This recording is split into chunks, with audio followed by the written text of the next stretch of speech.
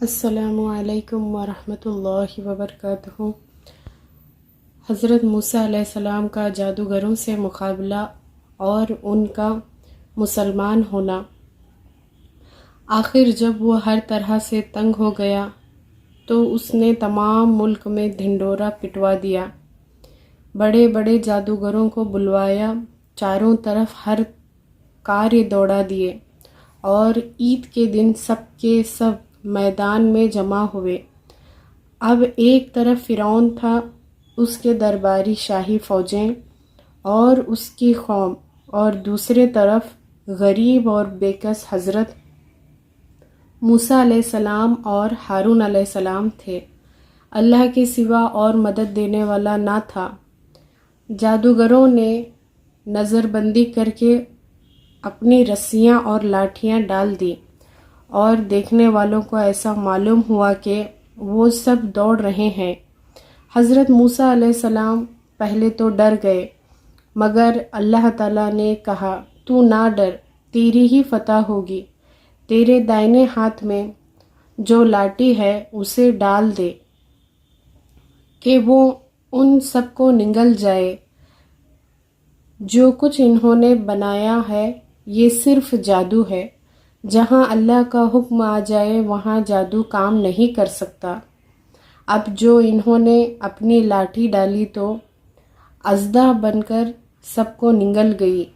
جادوگروں نے جو دیکھا تو وہ سب کے سامنے سجدے میں گر پڑے اور کہا کہ ہم موسیٰ اور ہارون کے رب پر ایمان لے آئے۔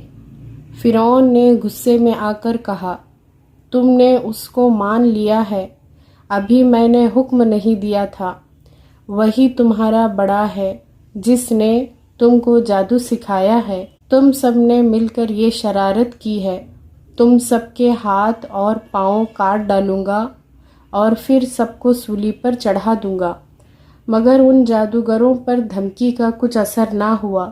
انہوں نے کہا، ہمیں کچھ پرواہ نہیں ہے، ہمیں اپنے رب کے پاس جانا ہے، اور تو بس اسی زندگی تک چل سکتا ہے جو کچھ تجھے کرنا ہے کر لے۔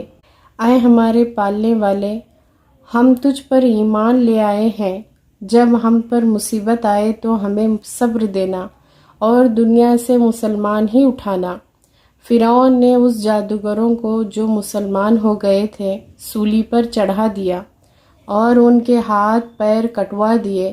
اتنی تکلیف کے ہوتے ہوئے بھی وہ ایمان پر قائم رہے۔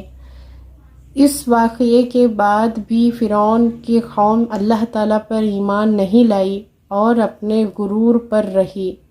اللہ تعالیٰ بڑا مہربان ہے، وہ بار بار اپنے بندوں کو سیدھی راہ دکھاتا ہے۔ اس کے بعد اللہ پاک فرعون اور اس کی قوم کو ڈرانے کے لیے طرح طرح کے عذاب بھیجتا رہا۔ کبھی لوگوں کی نصیحت کے لیے قحط ڈال دیا اور پیداوار کی کمی کر دی، مگر جب کبھی ان پر کوئی آفت آتی تو یہی کہتے کہ موسیٰ اور ان کے ساتھیوں کی نحوست ہے۔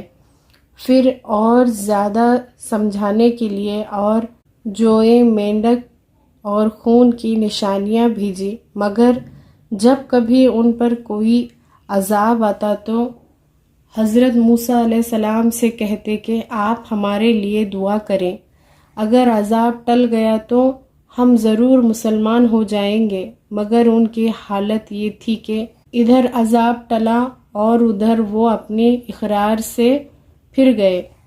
جب ان کی حد ہو گئی تو اللہ کے حکم سے حضرت موسیٰ علیہ السلام اپنی تمام قوم کو لے کر وہاں سے راتوں رات نکل کھڑے ہوئے۔ فرعون نے بھی شرارت اور ظلم سے ان کا پیچھا کیا اور صبح ہوتے ہی ان کو سمندر کے قریب جا لیا۔ موسیٰ علیہ السلام کے ساتھی چلائے کہ ہم پکڑے گئے۔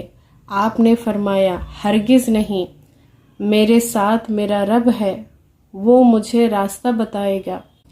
غرض اللہ تعالیٰ نے بنی اسرائیل کو صحیح و سلامت سمندر کے پار اتار دیا، مگر جب فرعون اور اس کے لشکر نے ظلم اور شرارت کے لیے ان کا پیچھا کیا تو دیکھتے ہی دیکھتے سب غرق ہو گئے، اور یوں اللہ نے ان کو باغوں، چشموں اور عالی شان محلوں سے نکالا، اور پھر ان ظالموں پر نہ آسمان رویا اور نہ زمین، اور بنی اسرائیل ان چیزوں کا مالک بنا دیا اس لیے کہ وہ صبر کرتے تھے۔